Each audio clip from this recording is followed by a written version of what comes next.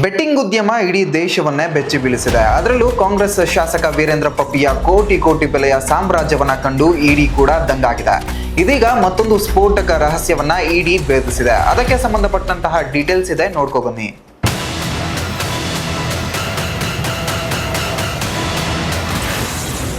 ವೀರೇಂದ್ರ ಪಪ್ಪಿ ಆಸ್ತಿ ಕಂಡು ಬೆಚ್ಚಿದ ಇಡಿ.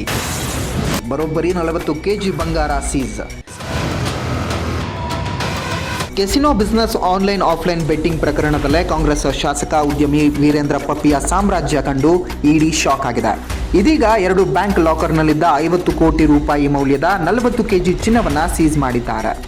ಈ ಕೇಸ್ನಲ್ಲಿ ವಶಕ್ಕೆ ಪಡೆದ ಒಟ್ಟು ಆಸ್ತಿ ಮೌಲ್ಯ 150 ಕೋಟಿ ರು ದಾಟಿದೆ.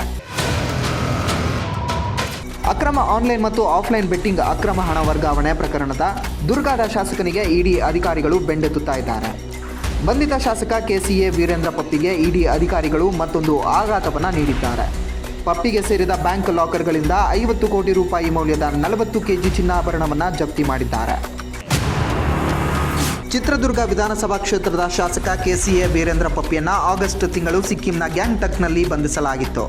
ಅಂದಿನಿಂದಲೂ ಪ್ರಕರಣದಲ್ಲಿ ಹೊಸ ಅಕ್ರಮಗಳು ಬೆಳಕಿಗೆ ಬರ್ತಾ ಇವೆ.